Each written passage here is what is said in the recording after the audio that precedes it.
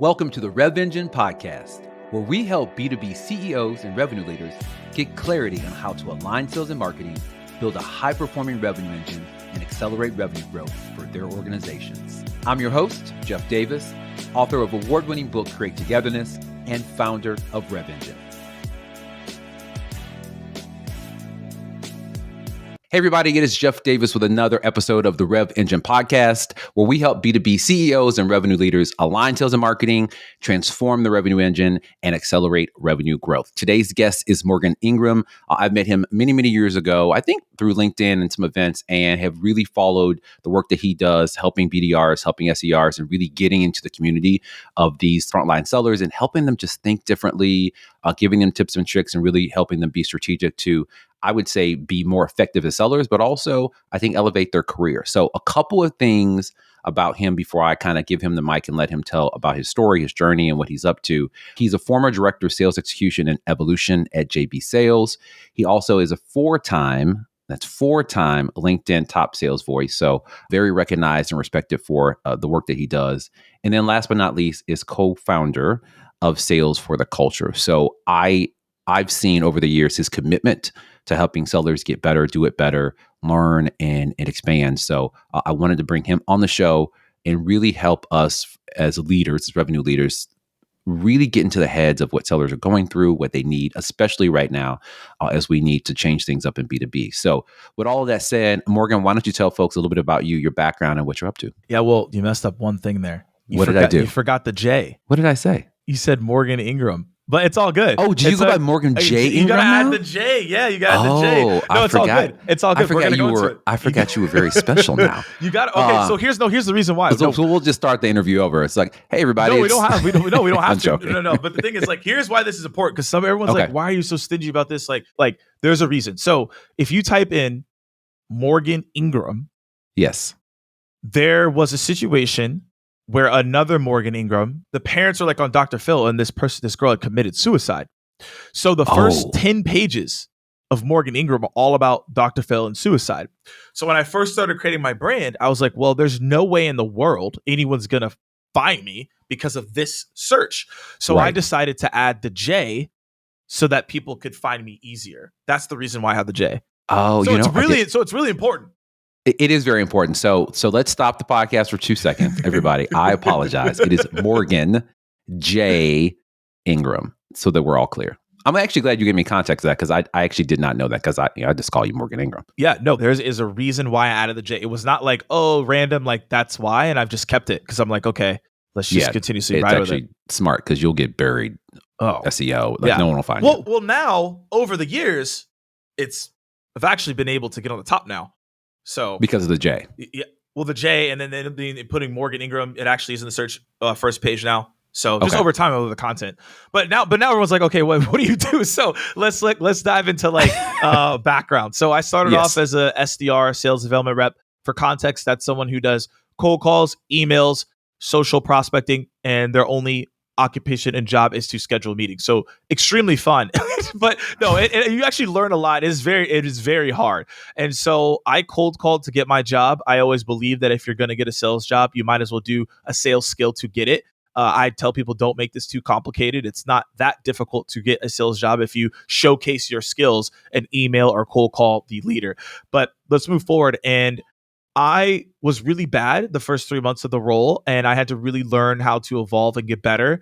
And through that, I learned a lot. And the biggest piece that I give to learning a ton was when I started doing my YouTube channel called the SDR Chronicles. And so in short, that was me describing and articulating my journey as an SDR and sharing that with the LinkedIn audience. And this was back in 2016. So if y'all are on LinkedIn at 2016, there was barely any content. There was only resumes, job opportunities, and LinkedIn Pulse. So I started putting out videos, and people were like, what the heck is going on?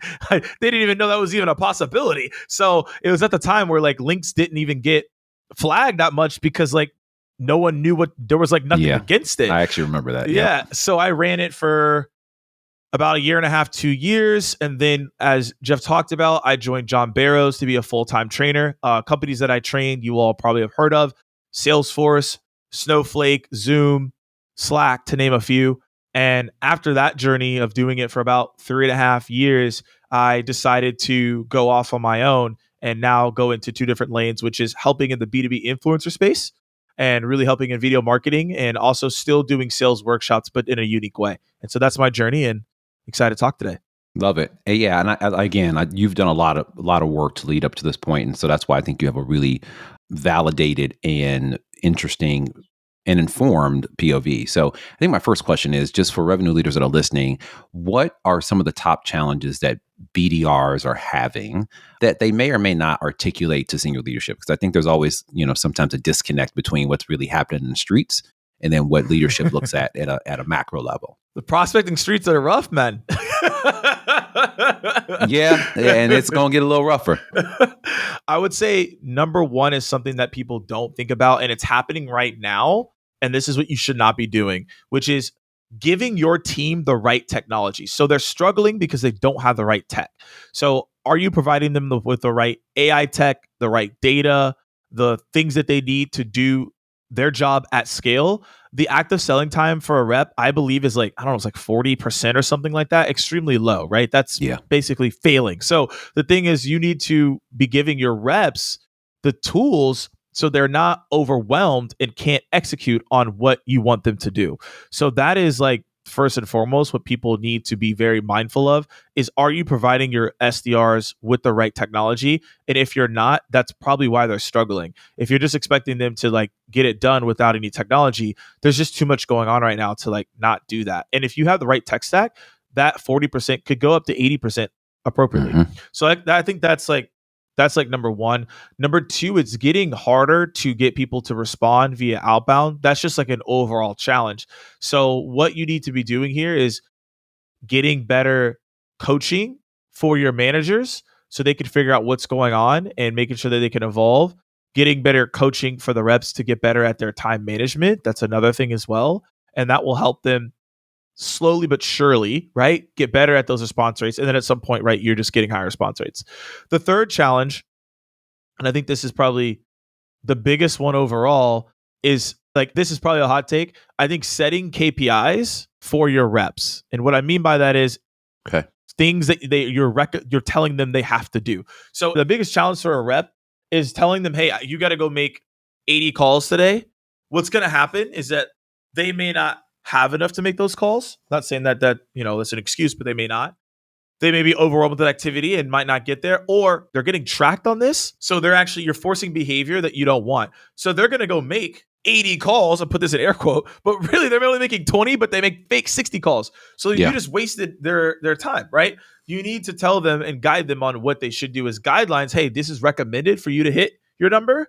We're not saying you need to do it, because there's people who write 5 emails a day and probably hit more numbers than the person that's calling 100 cold calls, right? I would much rather have that person doing 5 calls. And so the challenge for SDRs and BDRs is you're getting rained down by these daily metrics you have to hit.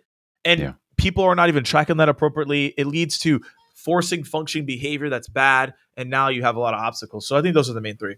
Yeah, I like those. So to just kind of recap, making sure that reps have the right tech, appropriate coaching for managers, and then also realistic KPIs goals. I think all of those things are applicable whether or not you're in the BDR, SDR function, or if we expand out to other industries that don't have the BDR function per se. I think any frontline sales reps, these sound to me like real challenges they're going through. So I wanted to kind of double click on a couple of these. So you talked about tech, and I 100% agree of if in today's age you don't have the right technology, you literally are just so in the dark as far as just like basic communication. The flip side of that I want your opinion on is when the sales leader or marketing leader or whoever gets a bunch of shiny new objects and throws everything at the rep. And the reason I'm saying that is that there's some cases where it's the opposite issue. I agree. Where they get this 8 new pieces of software and the rep's like, I don't know how to use these. None of these are in my workflow. Like, have you also seen that be an issue? That's a great point. And yes, I have seen that to be an issue. So that definitely is 1B to my first point. And so what you need to do there is you need to go to each person on your team. Okay, let's just say you have a lot of tech, right? You made a mistake. You bought way too much tech, right? And so you need to have a meeting with your team and literally go item tool by tool. Yeah. And say, hey, everyone, you get on a Zoom call. I don't really care what you do. Hey, everybody, could you like raise your hand if you use this tool? Crickets. Why the heck are we spending money on this tool if no one's using it? There's not a lot of companies do that. You're like, are we using this? Oh, we're not. Okay, maybe we should like get rid of it. Right? Yeah. So like that's like a thing that people need to be more mindful on. Like, are we actually using this tool? Oh, we're not. Okay, that's interesting, right? We probably at the end of the day need to make sure that we are actively using the tools we want to be using. And also as well, each tool should address a gap and make your reps more proficient, not bog them down or make them feel overwhelmed. So every time you buy a technology, you actually should be having the reps test it out. You should ask them, is this speeding up the process? If it's not, you shouldn't be buying the tool just because, oh, this was a cool tool. I have a lot of tools in my tech stack, but every single tool allows me to operate faster. If it's a bottleneck, I get rid of it. Yeah. And I think your approach is a smart one in that, first of all, and I advocate for this, when I talk about like sales and marketing and when they're really starting to look at their revenue tech stack versus sales and marketing tech stack, that they need to audit. And so I think you're completely right of sitting down and saying, and I don't know, this could be a quarterly basis, could be annual basis, whatever that looks like, whatever's right for your organization.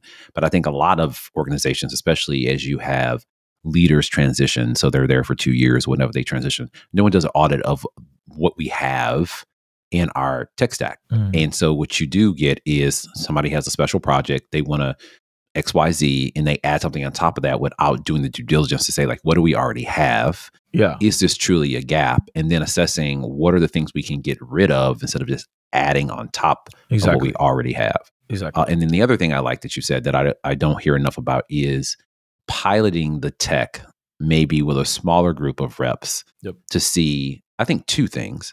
Is it accomplishing what we wanted it to accomplish, right? Like, is it filling that gap, as you said? But the other one is like, how does it fit into the workflow of the rep? Because that is what I hear of, like, I'm going through 4 different multiple systems just to enter a call, or I use this and then I have to transfer that information to this one. And like, and so to your point about like trying to be productive and get all these calls in. And I remember this actually way back in the day when I was a rep, it's like, I can't even get to my calls because all the administrative work that I have to do between them, or I have to do it at the end of the day, or like whatever that is, where I could actually be selling. So it becomes burdensome. It does. Yeah. And then you're like, you don't want to use the tech, and then you're not learning the tech only. And also for each product that you've ever bought, tech inclusive, but you ever bought, you're only using about probably 10 to 20% of it. Right? Yeah. Like my Mac right now, I'm probably not using it to its full capability. Like my phone, I don't know if you knew this. I just found out the other day, you can actually make your phone grayscale and you can see no colors. No, I didn't know that. I didn't know that either. I was watching a video and it was like, if you want to be more productive and want less dopamine hits, turn your screen to gray. So my screen right now is gray and I change it when I do videos. But now I have less dopamine hits. I'm more focused. But I had no clue. I'm stealing that, right? Like I'm Googling that as soon as I get off this podcast. I'll text it to you because I have the video because a couple of my friends want to do it too. I've been doing it for the past like 14 days. Game changer. Like more focus. I don't want to look at my phone as much. I'll like scroll once and be like, why am I doing this? It changes everything. Because if you think about it, the colors, right? When you're scrolling, they pop out at you, makes you more engaged. But when it's gray, you're just like, this is dumb. It's all the same stuff. Yeah, you move on. Yeah. Yeah. Okay. I like that. So I want to zoom out because, a lot of the work that I do is around sales and marketing. What have you seen work really well when marketing supports enables SDRs? Like, what have you seen? Like, oh, I'm so glad they do that, or just even the clients that you're working with. What is working well? Because I have seen that marketing has the intent of trying to help sales. Yep. But I don't know that they always know how to do that. Absolutely. And I think it's funny because it's always the marketing sales. We hate each other. Da, da, da. I mean, at the end of the day, like the reason for that, from at least my own analysis, and you probably could speak to this better than I can, is that it's just everyone's outcomes are different, right? If marketing's outcomes are lead focused and sales trying to close things, right? You just have different outcomes, which leads to that discrepancy, right? Expectations and communication are important. So if you could communicate and understand what both parties need, marketing versus sales shouldn't even be a fight. It should actually be like the most aligned across the board. So these are 3 things that I've seen to be the most successful there. I'll speak from previous experience, so like when I've worked with people like at a company, and then also I'll talk about like, what I'm doing with clients. So the first one is like what I did when I was an SDR at Terminus, and I worked with the marketing team across the board. And also as well, in that beginning story that I talked about, I always wanted to be in marketing. So like even when I do today, like it's not like shocking to me that I got to this point, because I always wanted to be in marketing. I just got rejected 20 times for an entry level marketing role because they wanted 8,000 years of experience. I was like, all right, well, I'm gonna go just figure it out and prove it another way. This is very much a thing. Yeah. I actually had the same challenge. And let me tell you something. I went and got a whole MBA in marketing. Wow. And it was still challenging to get people to take me serious as a marketer. It's crazy. So it was not just you. It took me a minute and a lot of like knocking on doors. I'm just like, I got the paperwork. Yeah. Like, I'm a marketer. They're like, nah, but you're not. Go back to sales. It's like, all right. Yeah. I think it's getting better, but yeah, it's still a thing. Yeah. So within that, I wanted to go sell to marketers, and I worked with the marketing team because I wanted to learn more. And one of the things that I was bringing to them, I was saying, hey, we get objections on a day-to-day basis. So we're going to send our objections to the marketing team to create content. Wow. They were like, oh yeah. I was like, yeah, that's what we should do. So we saw, based on those campaigns, more click-through rate, more impressions, more downloads, because that was what people wanted. And it was good for us as the SDRs and the sellers, because we were getting hit with these objections all day long. We could send that as a follow-up. We say, hey, that's a really good question. We actually just wrote a blog post from our customers and some peers on how that works within our ecosystem. Do you want to see that and book a demo? Absolutely, right? So we had something of, I hate this word, but this is the right word for it, value, right? Not random value, contextual value to the buyer. And they were like, this makes a whole lot of sense. So for everyone listening in, like if you're like on the marketing team and you're like, I don't know how to talk to the sales team, I would be like, you would be the hero. All right, you want to be the hero today? Go and say, hey, I know y'all get a lot of sales objections. I know sales is super tough.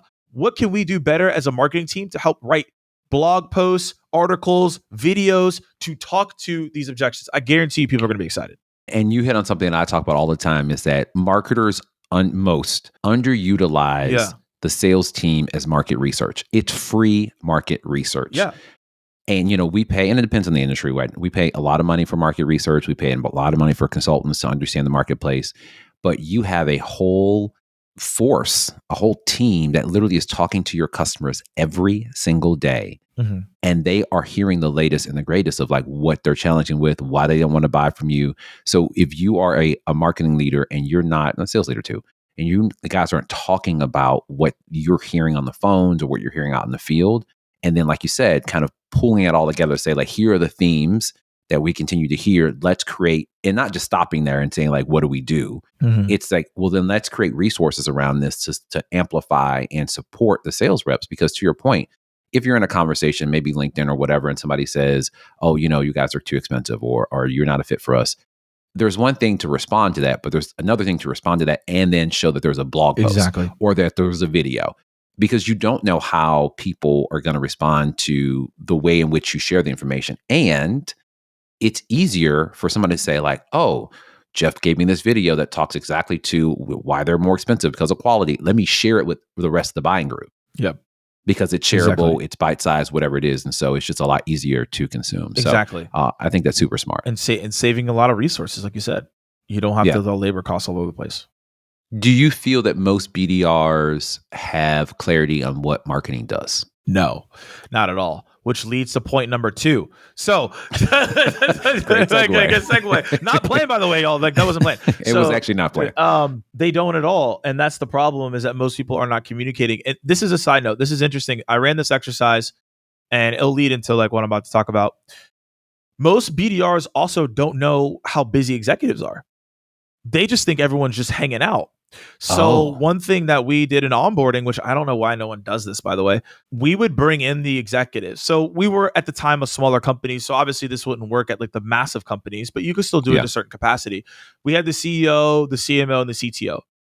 And we would bring people in and we would say, hey, can you show everyone your calendar? Packed, right? Meetings, barely any time, right?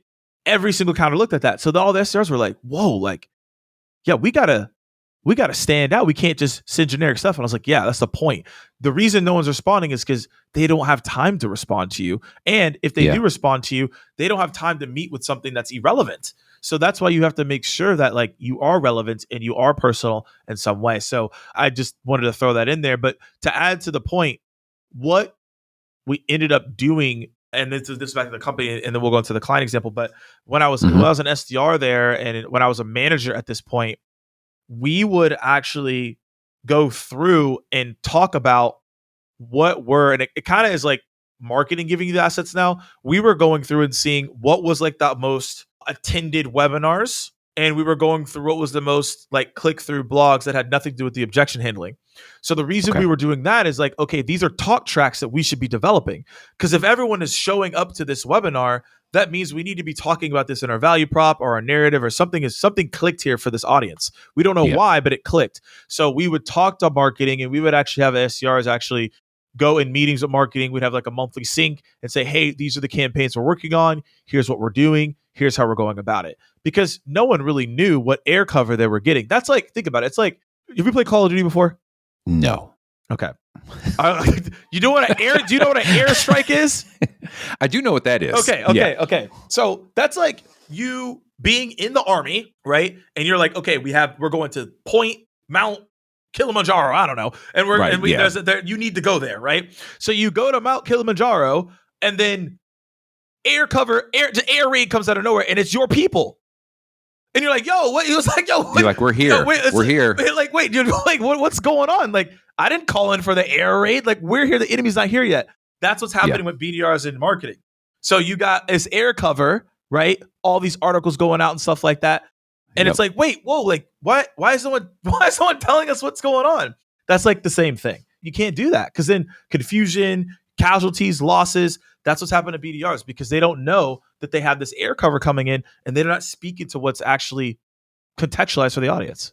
And it's interesting because marketing doesn't realize that when you tell sales ahead of time, or however the most appropriate way to communicate it is, you can actually get further reach and engagement because the sales force is reinforcing the content that you're sending out, right? Yep. Like I've always said, like use marketing for what they're good for. And so I don't think you should have, and you can disagree with me if you think so, BDRs and SDRs doing deep research to find articles and find things that they need to be sharing with their prospects or target buyers. I'm not saying they shouldn't do any, but there should be a inventory or something that marketing is giving them, saying like, here are the top articles, here are the top blogs, whatever that you can share, and having them in categories. You know, if the objection is this, if they're this stage, company, whatever that is that makes sense for your business. So I can easily go to my catalog and say like, hey, Jeff, I noticed that on LinkedIn you post about the importance of collaboration, whatever. Right. Our tool is great at that for XYZ. Here's a blog that you might be interested in. Let me know if you want to talk, set up a call, blah, blah, blah, blah. And so it's thinking about those things of coordination and collaboration, because I have seen repeatedly when you get the collaboration between these two groups, right, it exponentially makes each function better than they could be on their own. And so, the visual you gave me was actually made a lot of sense because in my mind, and again, I have not played Call of Duty. This is just me thinking out loud. If I want to get from here to there, ideally, I would say marketing, come on and give me some air cover. Exactly. Clear it up. And then I can go and feel like, I'm safe, I'm protected. We have a clear path to get there. That, in my mind, is the ideal way to work. Exactly. But to your point, we're trying to go from A to B with the sales team, and the air cover is coming at the same time. And like people are getting shot up. They don't know what's coming at them. So it's just they don't show up. They don't show up at all. It's like, yo, okay, we're going to go to this battle. Here we go. And then it's like, all right, we're here. We got the airstrike. They're like, oh, we're 30 minutes away. You're wiped. You're done. Hang tight. We'll be right there. What do you mean we're going to be right there? They're literally on us. We need help. That's what's happening in Mark. I'm stealing this. I'm stealing this metaphor by the way. It's going to be in my next book because it's absolutely perfect. As long as you can just drop me, hey, we were on this podcast with Morgan. As long as I get some recognition, that's all I need. I will totally give you your call out, and I will make sure it's Morgan J. Exactly. I was going to say to make sure you get full credit. Exactly, because someone else might get credit, and we don't want that. So, but the third one is critical. Yeah. I'm gonna go on a rant a little bit, so y'all might actually tune out this one. But if you tune out, this is actually probably the most important thing I'm gonna say, because I'm sick of seeing this. I don't get it. It makes zero sense. And I have another analogy that you could potentially use here. So, okay, you go to a webinar and you have, 500 registrations, you have like 200 attendees, right? That's like a 40% show rate. That's solid, right? enough. Okay, cool. That's great. We had a great, that's a great show out, right? Solid. That's good. So now you give it to your BDR or your AE team, full sales cycle, whatever you have, to follow up. And the follow up is, hey, saw you went to the webinar. Do you have 30 minutes to chat? Y'all, this is the most silly email you can send. It makes no sense because let's talk about a couple things. One is they probably didn't show up to the webinar. And also the same thing goes to the ebook. The ebook, I have more of a rant on it. Hey, saw you download this ebook. What did you get out of it? You probably didn't read an 80-page ebook, right? People barely can read sometimes. So the thing is, at the end of the day, is like no one is reading an 80-page ebook, and they're not going to tell you, hey, I absolutely love this thing. They're probably not watching the entire webinar. They might have been multitasking and not paying attention. So these emails that I see where it's like, hey, glad you went to the webinar. Let's talk. Or like, hey, saw you download the ebook. What'd you get out of it? This needs to stop. Again, I'm going to tell you what you should do, but I just encourage you just to get rid of this. It doesn't make any sense. Your reply rates are probably abysmal, and your open rates are probably below average, like across the board. And I'm speaking of this not as in like I'm ranting and just saying that. Like I've trained hundreds and thousands of teams, and every time that I looked at this cadence, it was always low performing. And I told them, why do you keep doing this? The definition of insanity is doing the same thing over and over again, expecting results. You're not getting results. Why do you keep telling your teams to do this? So what should you do? Here's my analogy. Now, I know you've seen this. If you haven't seen this, then I'm going to have to lead the podcast. Have you seen the top 10 ESPN? I'm just going to say yes now. Have you seen the top 10 ESPN? Like top 10 highlights? Yes. Okay, I was about to say, come on, man. So look, openly, I'm not a sports guy and I don't play video games, but I do have some knowledge of what's going on around me and in the world. So yes, I do know what you're talking about. And even if I did know what you're talking about, I was just going to say yes so you didn't get off the podcast. So, but the answer is yes. Okay, so there's a top 10 highlights, right? Yes. When you watch the top 10 highlights, they're from sports typically you may not know about. The reason that my brother and I got into watching football, for y'all out there internationally, but soccer, is because we saw a bicycle kick in like the Euro League and we're like, whoa, that's crazy. Then we looked up and bought FIFA. We started playing FIFA. I ended up being a Spain fan, David Villa, David Silva, Espionage, I can go the whole thing. And then my brother ended up being a France fan, right? Villableda, Bueno, all those different people.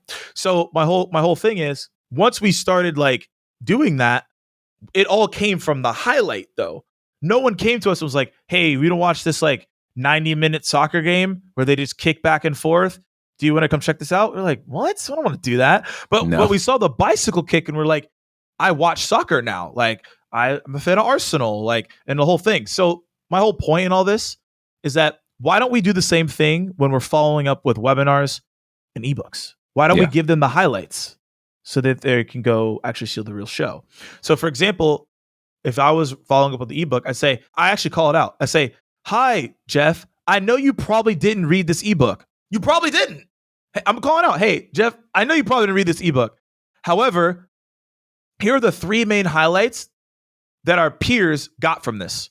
1, 2, 3. And then I'm going to pick one of the 3 highlights and talk about what my solution pertains to that highlight. And then I'll say, are you interested in having a chat?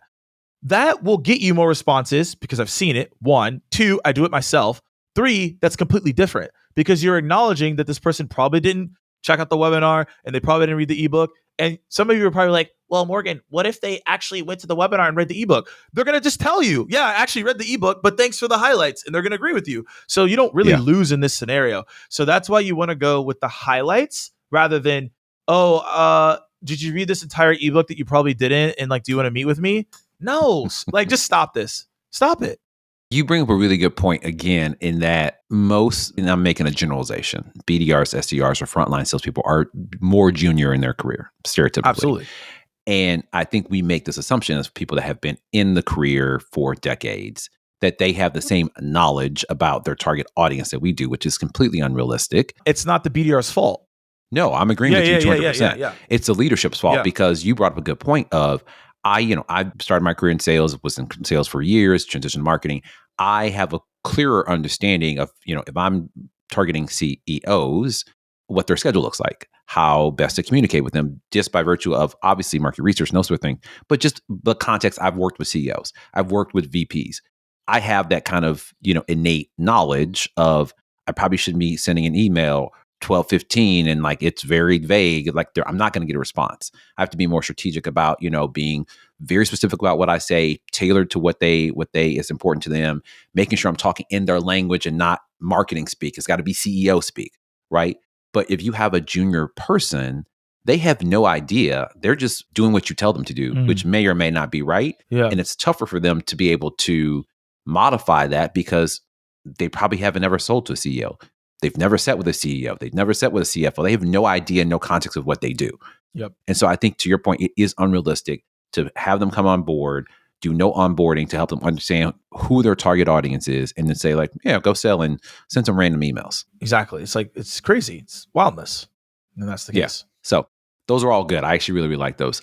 Related to this, and I asked this question to a lot of people, but I want to get your perspective. Who should BDRs report to, sales or marketing? They should report to who's the most competent to lead the team. Tell me what that means. Because I've heard this response before. Yeah. I actually think Tracy Eiler, who I had on the show, actually agreed with you. And, she's been a CMO and tech for many, many years, but she had a very similar response. So there are sales leaders that don't understand the SDR role, and there are marketers who don't understand the SDR role. Now, the sales leader is a hot take because you're like, wait, they don't understand it? Let me explain. Yeah. So some sales leaders, not all, so don't get into tizzy, everybody listening in. Some sales leaders have forgotten what it's like to be a hunter. Or this sales leader grew in a nature where they had a lot of inbounds and never truly had to go outbound. So the skill set of getting demand, they may not necessarily understand that. And then the culture of managers don't understand how to do outbound only. They lived in a culture of inbound and they did not understand that. Now, again, the majority of sales leaders is why I typically lean, go report in sales, is because they had a full sales cycle background. So they understand the outbound. But there are some sales leaders where they didn't have this background, right? And I'm just speaking from experience, what I've seen. They didn't have the background of how to outbound. They don't know how to cold call. They don't know how to do these emails. They're lost, right? So if that leader is lost, how are you going to expect them to coach other managers to do outbound appropriately as well, especially in modern times where you have to know every single channel? So I don't think sometimes it's actually set up for success. I'll give you another example as well, because that's a hot take. Some people may be like, whoa, Morgan, are you serious? Like, yeah, I am. But here's another thing that you have to think about. In some organizations, the BDRs don't get promoted until 5 years, even 3 sometimes. And the reason, that's a long time. Okay, and the reason for that is the sale is too technical for them.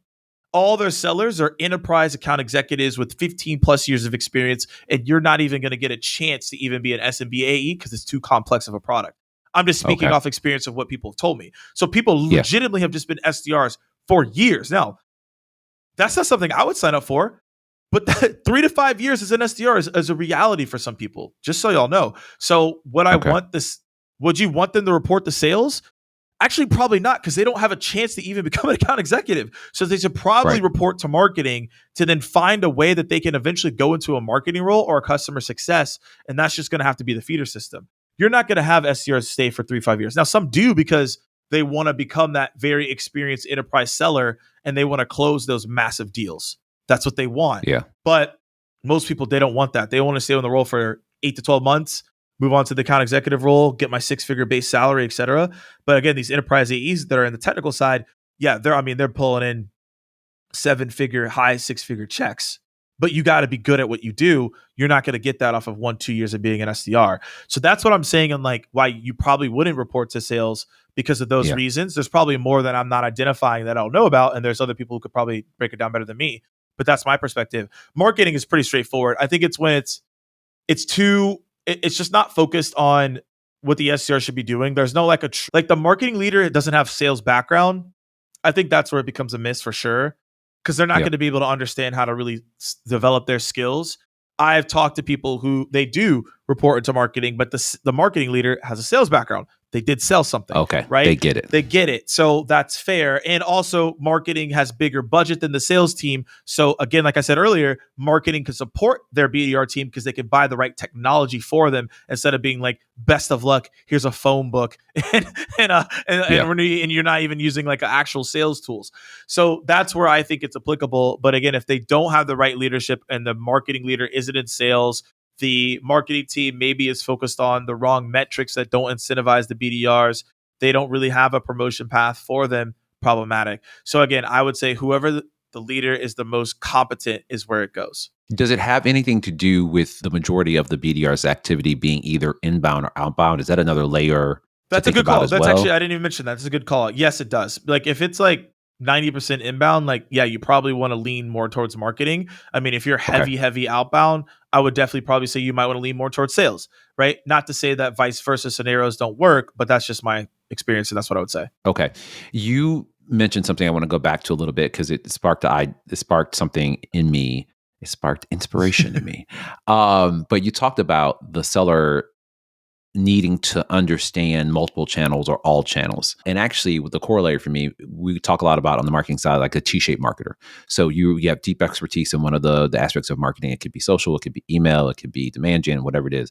But you also have a very high level understanding across all marketing functions so that you can understand the interconnectedness of how you collaborate with your team and how the work that you do, for instance, like, if I'm the SEO manager, how does that influence, demand gen, or how does that influence, whatever, right?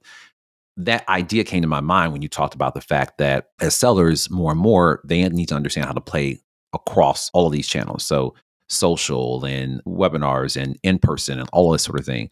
Do you feel that most BDRs, and this may be more applicable to an AE, but I'm curious, do they have a playbook or are they getting coaching on how to have conversations across platforms? Because I feel like that is, in my mind, really the difference between an average frontline seller or BDR and an above average one is that you can have a cohesive conversation across multiple channels. I was curious on your perspective. And let me define. So multiple channels as in like they're having a conversation like through phone, email, LinkedIn. Is that what you mean there? Yes, but a cohesive conversation, because where I find it challenging or where I find the opportunity is if you can communicate with me. Well, there's two things that come to mind. You don't know which channel is my preferred. Like you're sending me communications across all channels, right? So there was one thing of like trying to figure out which one is my preferred channel, but there's another thing of being able to say like, you send an email, it's like, hey, I reached out to you on LinkedIn and we talked about this. I don't know if you saw that post, but I wanted to follow up and get like that. To me is a stitched together conversation across platforms. Maybe that is not top of mind for sellers, but I was just curious because I feel like to me, when you start to think about the being buyer centric, to me, it makes more sense to be able to communicate across multiple channels and really have a cohesive conversation. Yeah. So I'm going to give two examples of like potentially of that can answer it, but let me just answer. Okay. Let me answer the question straight on first. So no, that isn't talked about enough. And again, and I'm not throwing leadership under the bus here, but it comes down to like coaching on that, showing people examples of like how to have conversations on LinkedIn, through email, etc. That just isn't talked about enough of like how to actually do that. Most people, you're just taught your value prop, the call to action to get a meeting versus like what should you actually be doing.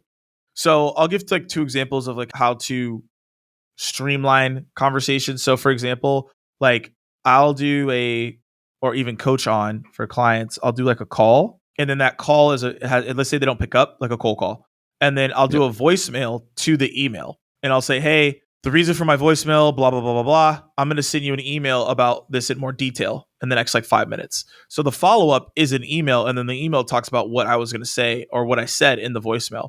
That is an example of like continuous conversation across two channels. Like another example would be is if I sent a video or I sent a video on LinkedIn, right? And maybe I was referencing something that I had sent them in a voicemail, right? So like these are just different things that you can do to have the continuous conversation. But to the core of what you're saying, I don't think it's talked about enough of like, how do I start a conversation and be thoughtful and have the right business acumen? I think that is not taught enough at all. Okay. Yeah. Cause you triggered something for me. It's like, back a while ago when I was in biz dev, I would do a similar tactic. And this is when higher level folks are still answering the phone or at least checking voicemail, which has become less and less.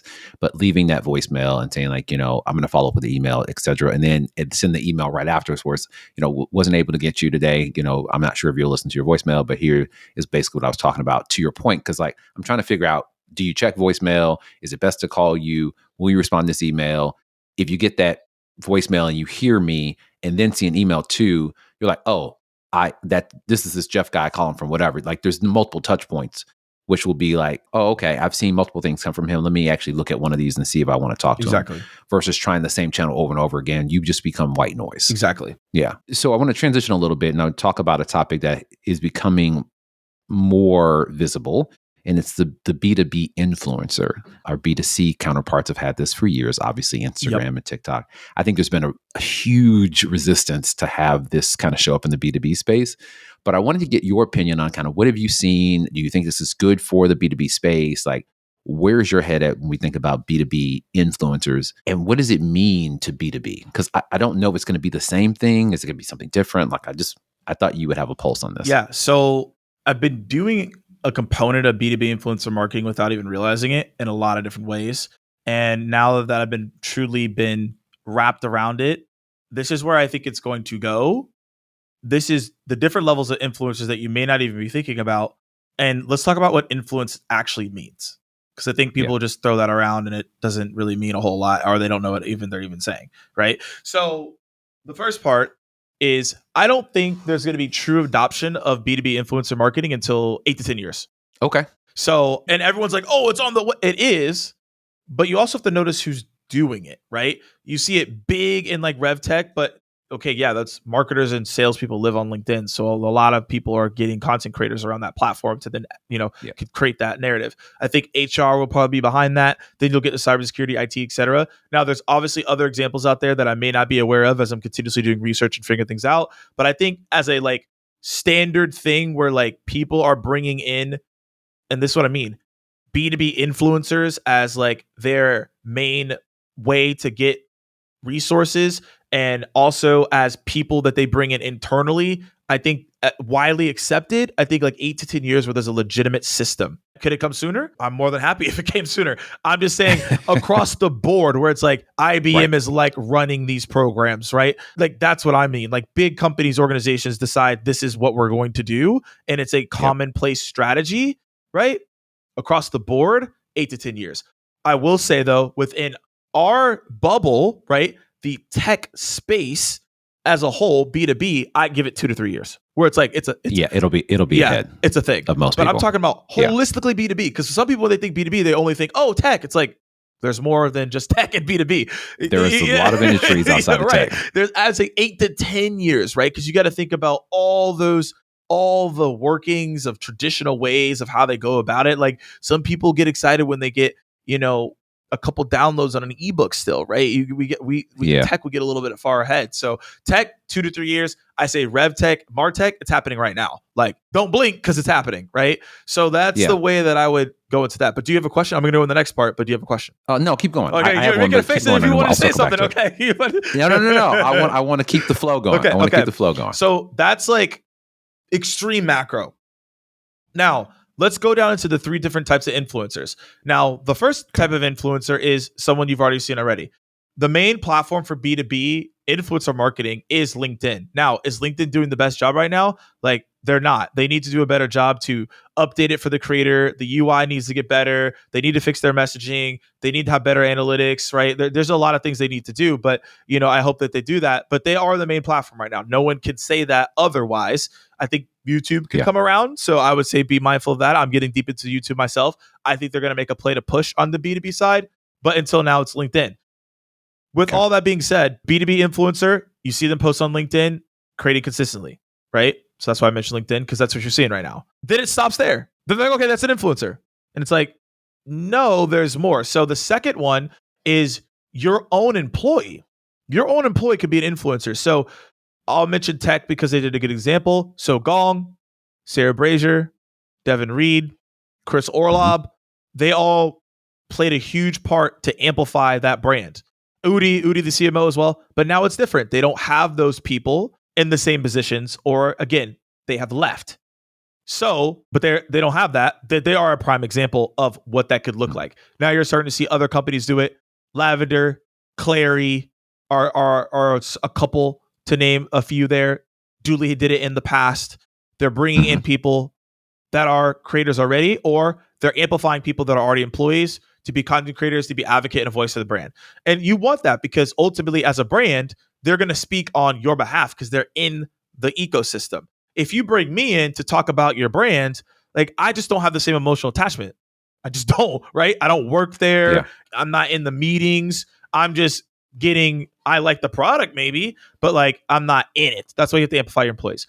Now, the third one is something that people are not talking about in B2B, but you have to think about, this has already been done in B2C. And this is a newer epiphany for me. The customer is an influencer. Think about that. Customer marketing. But also when you think about B2C, isn't the B2C influencer a customer of the product?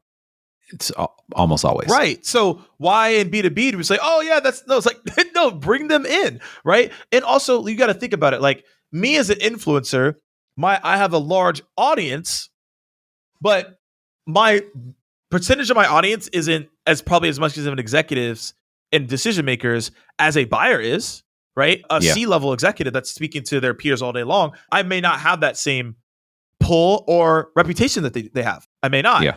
Your customer does, and they're using your product.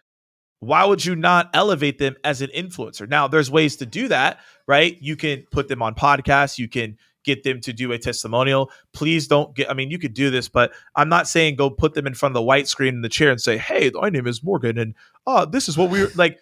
Everyone does that. We had a great experience using your software. This is our problem. Like, they're held at gunpoint. And you came in and you made it all right. Yeah.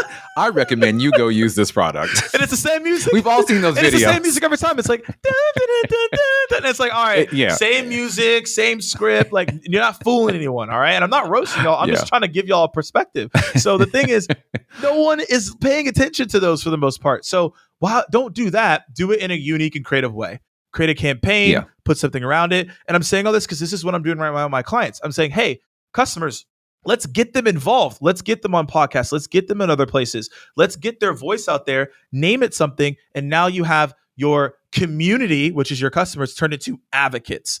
And I want to break this down because not Elon Musk, but this guy named Alon, I think I say his name. We were talking and he's a fractional CMO and he gave me this and I want to give him credit. And it changed my entire mindset around this because he was like, when you think about social, there's three things that's happening with content.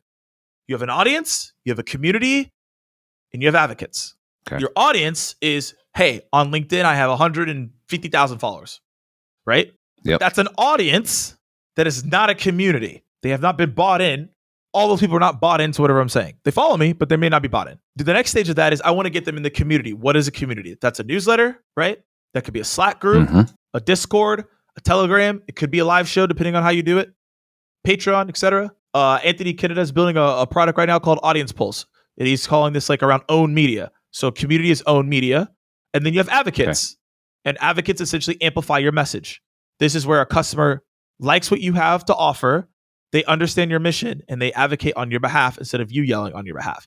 So that influencer, right, is a customer, but you have to use them the right way. So it's interesting because the idea of the B2B influencer isn't necessarily new. No. We've all had people in the industry that people respect. We've all had customers do case studies. Like, this isn't necessarily a new concept. We've kind of rebranded it or named it. I think the difference is the execution of it and where are you putting it? How do you deliver it? So when we say execution, instead of, to your point, doing the white screen and talking about like, I love this product and it was amazing and it helped us 27% lift in whatever. It's about really thinking of yourself as a media company. Yes. And finding ways in which to package these things that are authentic and will feel natural for your target buyers. And I think this is where companies are struggling because they are doing the old like case study. They're doing, maybe doing a webinar, but it is all kind of canned B2B delivery. Yes. And so the companies that I think will be able to break out will recognize that we are doing this in a way, but there's a new way of doing it. And I think there is a lack of really showing up for customers. I think tech tends to do a better job at customer marketing, that sort of thing, because it's a focus. But I think other industries, to your point, having customers on podcasts, having customers on stage. Like you can do more of that or having them on social, but it needs to be thought out. And most customers are not going to say no because you're giving them visibility. You're making them look good. They're the hero. So yeah, I think I don't think it's a revolutionary idea having influencers B2B, but I think to your point, it's going to take us some time to be able to execute in the way that B2C does it. And it won't be exact, but in a way that actually is scalable. So I want to double down what you said. I had a conversation with Mark. He's the CMO at AirMeet, and he's been talking about how everything needs to be people first. So, and this will lead into the third point I talked about, which is like, what is influence? So I'm doing this for y'all. So like, we're not butchering this at all. I Googled influence definition. All right. Straight from Webster. Okay. All right. Not Urban Dictionary. Webster Merriam. Yeah. I didn't make this up. I'm not like, oh, here's my theory. I'm going to give you the definition. Right. Cause I think sometimes in our world, we just in society, people are like, here's this word and we just make up definitions. It's like, we have the dictionary for a reason. Let's look up what it means and then let's figure out how it's applied to our life. All right. So here's influence, right? Yep. The capacity to have an effect on the character, development, or behavior of someone or something, or the effect itself. So what does that mean for us? I want to point out to something. The capacity to have an effect on the character. Now, if you think of a TV show, there are characters, right?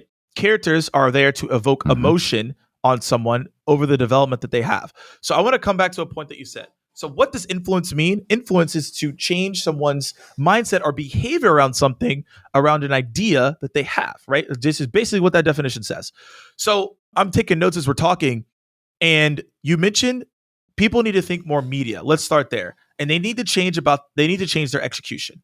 So yes, I would say, and this is key, because I was talking to some of the DMs about this, and they're like, I don't think every company should be media. I was like, that's not what I'm saying.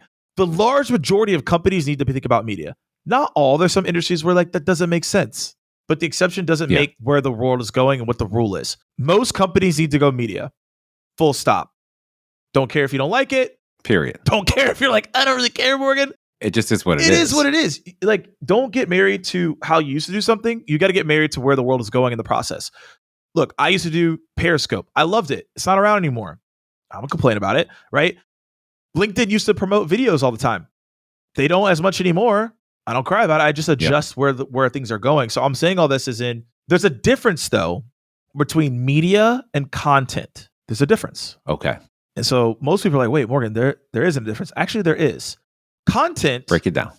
Is just whatever. It's noise. Media is personality and orchestration behind the content. Interesting. Okay. Think about it. Hey, let's go create content. And an ebook's a content. Right? Yeah. Me saying, hey, I'm feeling good today. That's content. Me getting something from ChatGPT, copy and paste it on, that's content. But just because it's content doesn't mean it's good.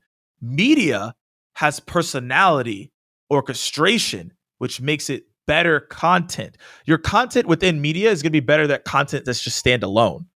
Yeah. So to your point, it really is about this. This is actually a really great conversation. I hadn't thought about it in this way.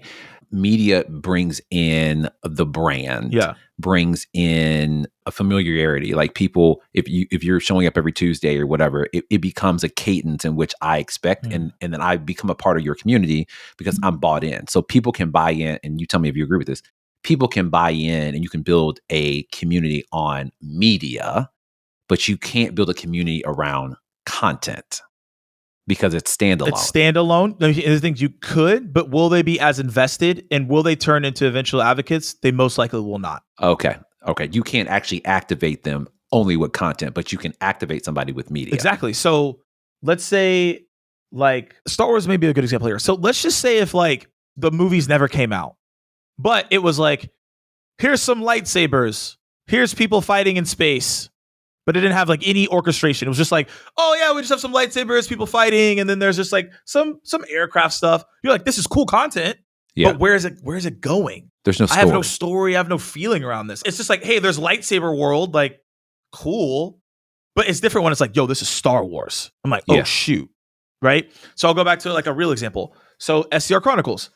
SDR Chronicles was a media play. Didn't know it back then, but I look back and I was like, that was a media play. But if I created content that was just like SDR tactical content, people would have been like, oh, wait, Morgan's cool for sales development. But when I created the SDR Chronicles, it's like the SDR Chronicles is where you need to go. That created a community which created advocates. See, I could always get the community with the content because like, oh, that guy's good for sales development. That's fine. But would I have real advocates? Probably not. But when you could say, yo, this answer, that was fire, it's more of an advocate. Yeah. This is a really fascinating conversation because I think it's important, especially when you look at industries outside of tech. So I'm thinking like, industrial products and manufacturing and logistics, these what I would call legacy industries.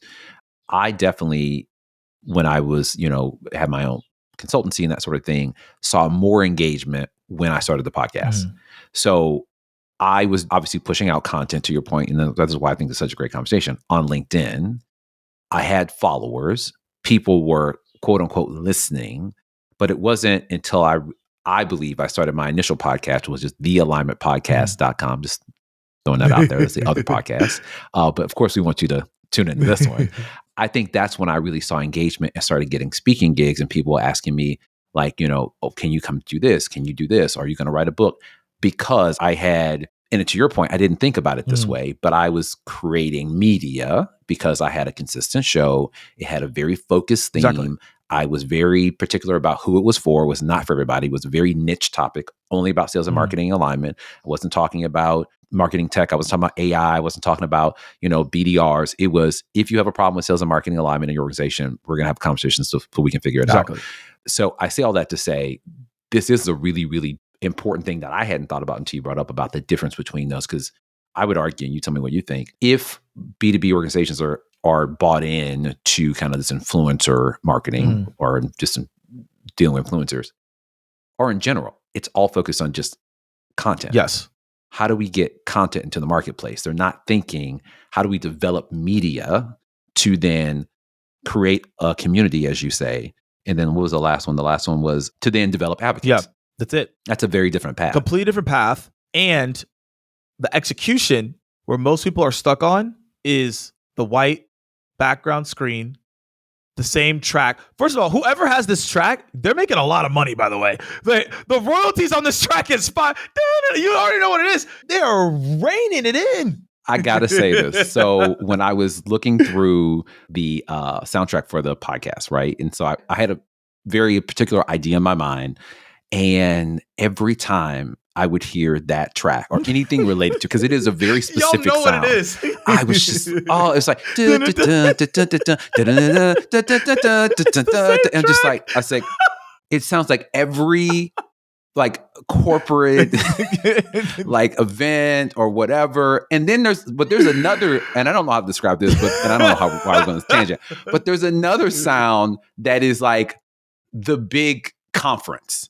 Like there's another soundtrack that they all sound the same. Unless it's like they are really being particular to like stand out and do like, like normal music.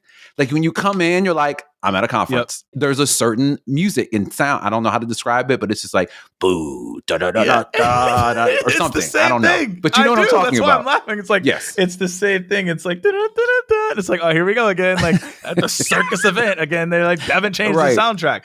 Yeah, and I'm like, and I'm tuning out. Yeah, exactly. But to get back to the point, y'all, what I'm saying is most people aren't thinking how to execute in a modern social world. And it's leading to, I don't want to learn that.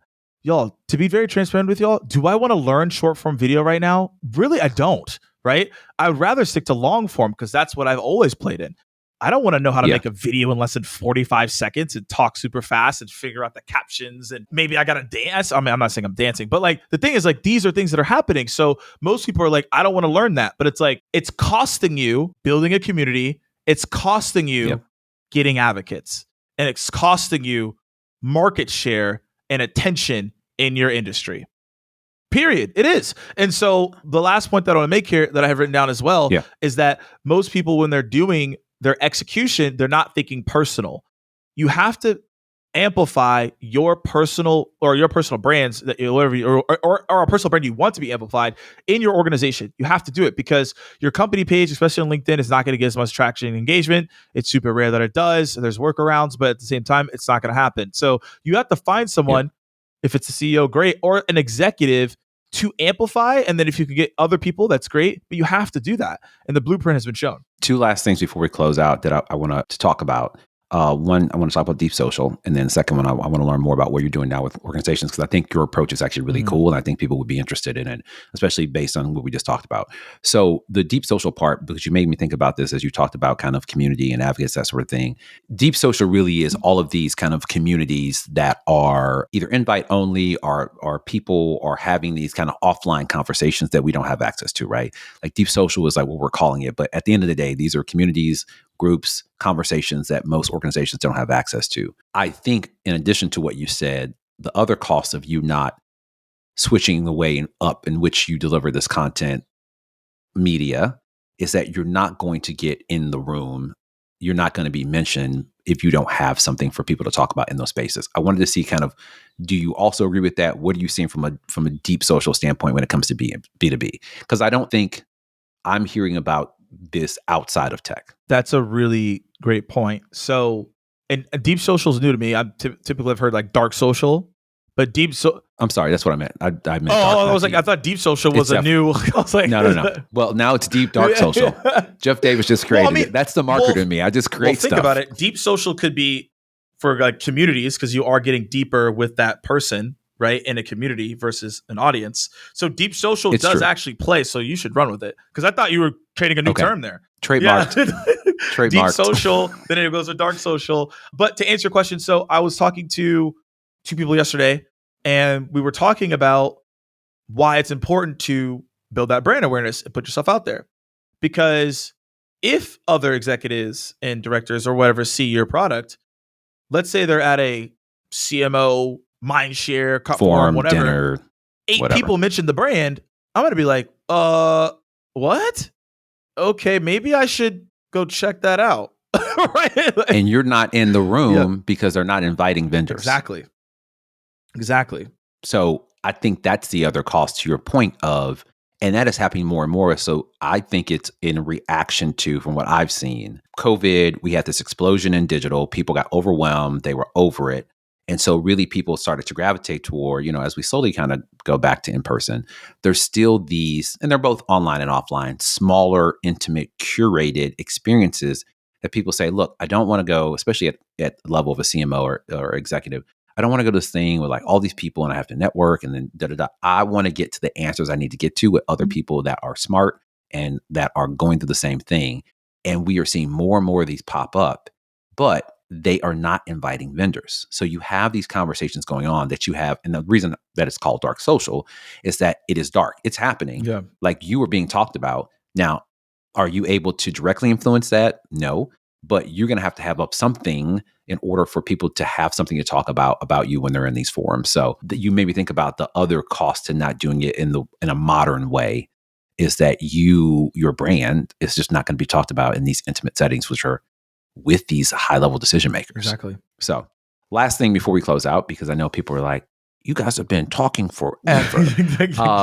What are you working on now? Because I think it's related to helping organizations, B2B organizations, kind of change the way they approach content and media. And I want folks to be able to be aware of what you're doing just in case it's something that they're struggling with. Yeah. So, at the end of the day, we're seeing, it's always been about, let's obviously help the sales team get revenue from a marketing standpoint. We are starting to see more marketers be like, we are revenue marketers versus having a ton of lead gen from the understanding of conversations I've had. So what I'm working with clients on is to amplify their marketing efforts through video, whether it's long form, short form videos, and also video series like a YouTube show or a webinar series. That allows you to have emotional connectivity with your audience, and it allows you to amplify your own brand with your employees and customers being included in these series, in these short form videos.